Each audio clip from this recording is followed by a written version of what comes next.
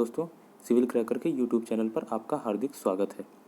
दोस्तों, जैसा कि आपको पहले ही बताया गया था कि हमारे द्वारा इस यूट्यूब चैनल पर आपको करंट अफेयर्स और हमारे व्हाट्सएप और टेलीग्राम ग्रुप पर संचालित की जा रही मिनी टेस्ट सीरीज़ की आंसर की विद एक्सप्लेनेशन सीरीज़ के वीडियोज़ आपको उपलब्ध कराए जाएंगे।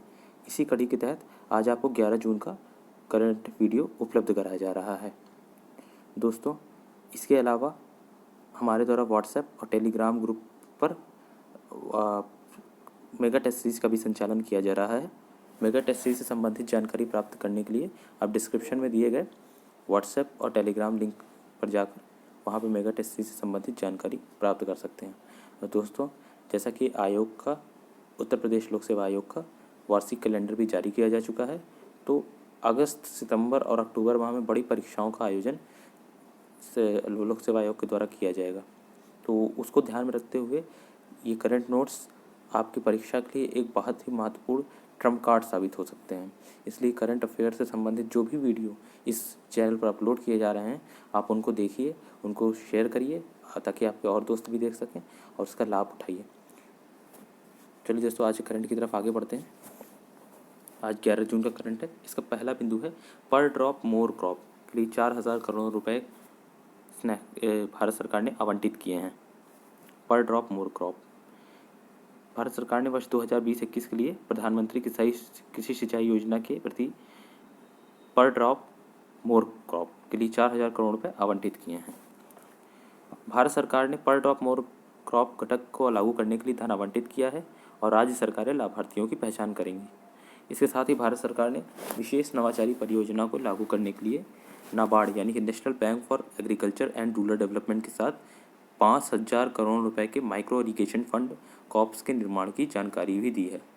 दोस्तों, नाबार्ड की स्थापना कब की गई थी, ये आप मुझे कमेंट बॉक्स में ये आप लिख कर बताएंगे। माइक्रो इरिगेशन फंड्स इस सूक्ष्म सिंचाई निधि का उपयोग संसाधन जुटाने और सूक्ष्म सिंचाई के विस्तार के लिए किया जाएगा। अब तक सूक्ष्म सिंचाई निधि तमिलनाडु और आंध्र प्रदेश राज्यों को जारी हुई है। दोस्तों, पर ड्रॉप मोर क्रॉप की योजना ड्रिप सिंचाई के माध्यम से जल उपयोग की दक्षता पर केंद्रित है।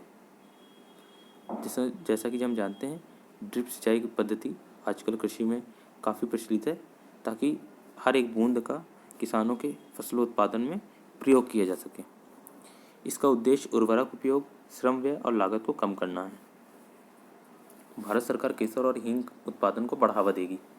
दोस्तों, जैसा कि हम जानते हैं, केसर और हींग की हमारे देश में एक व्यापक मांग है, क्योंकि हींग का खाना बनाने के कई सारे सब्जी बनाने में बहुत ही व्यापक तौर पर इस्तेमाल किया जाता है और केसर भी काफ़ी स्वास्थ्यवर्धक चीज़ है। तो इसलिए भारत सरकार ने फैसला किया है कि केसर और हींग उत्पादन को बढ़ावा देगी। तो सबसे पहले केसर के बारे में बात कर लेते हैं। केसर एक बहुत ही मूल्यवान मसाला है। Institute of Himalayan bio resources technology ने हिमाचल प्रदेश के कृषि विभाग के साथ साझेदारी की है। यह दोनों संस्थान भारत में हींग और केसर के उत्पादन को बढ़ावा देने के लिए कार्य करेंगे। भारत में केसर मसाले की वार्षिक मांग 100 टन है, जबकि 6 से 7 टन ही उत्पादन हो पाता है और हींग का हमारे यहाँ कोई उत्पादन ही नहीं होता है। ईरान, अफगानिस्तान और उज्बेकिस्तान से लगभग 1,200 टन हींग का आयात किया जाता है और वर्तमान में जम्मू कश्मीर में 2,825 हेक्टेयर भूमि में केसर की खेती की जाती है। अब उत्तराखंड और हिमाचल प्रदेश में भी केसर की खेती शुरू की जाएगी। और हींग एक 12 मासी पौधा है। यह रोपण के 5 साल बाद अपनी जड़ों से ओलियोगैम रेजिन का उत्पादन करता है। हींग रोपण के लिए 750 हेक्टेयर भूमि को कवर किया जाएगा। National bureau of plant genetic resources के माध्यम से पालमपुर स्थित संस्थान ने ईरान से हींग के प्रकार पेश किए हैं। संस्थान ने भारतीय परिस्थितियों के अनुसार उत्पादन के प्रोटोकॉल को भी मानकीकृत किया है। दोस्तों, ये जो फैसला हुआ है, इससे हिमाचल प्रदेश को काफ़ी लाभ होगा। वहाँ पे कृषि संबंधित और गतिविधियों में काफ़ी लाभ होगा। तो काफ़ी क्रांतिकारी गतिविधि, काफ़ी क्रांतिकारी कदम साबित हो सकता है जो भी ये भारत सरकार ने फैसला लिया है केसर और हींग के उत्पादन का।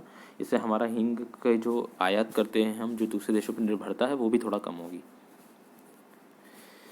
मुंबई विश्व का 60वां सबसे महंगा शहर, मर्सर सर्वेक्षण। दोस्तों, मुंबई विश्व का 60वां सबसे महंगा शहर हो गया है और मर्सर के 2020 कॉस्ट ऑफ लिविंग सर्वे के अनुसार 60वां सबसे महंगा शहर है। वहीं नई दिल्ली 101वें स्थान पर और चेन्नई 143वें स्थान पर है। टोटल 209 शहरों का सर्वे किया गया है और भारतीय शहरों ने रैंकिंग में काफ़ी उछाल पाई है।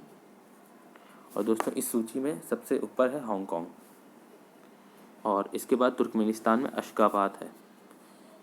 इस लिस्ट में जापान का टोक्यो और चौथे स्थान पर स्विट्जरलैंड का ज्यूरिख है।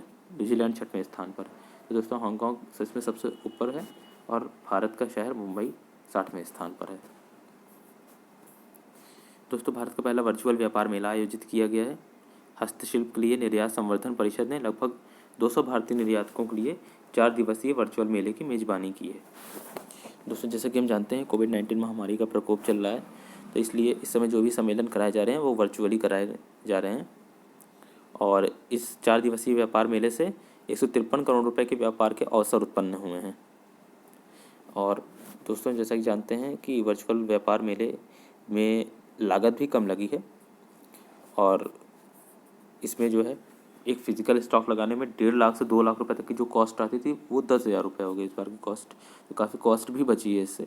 तो काफ़ी एक कह सकते हैं एक अच्छी तकनीकी है ये, जिसके माध्यम से भविष्य में सम्मेलन कराए जाने के संबंध में और जो भी संस्थाएं हैं जब भारत सरकार है वो इसके बारे में निर्णय ले सकते हैं।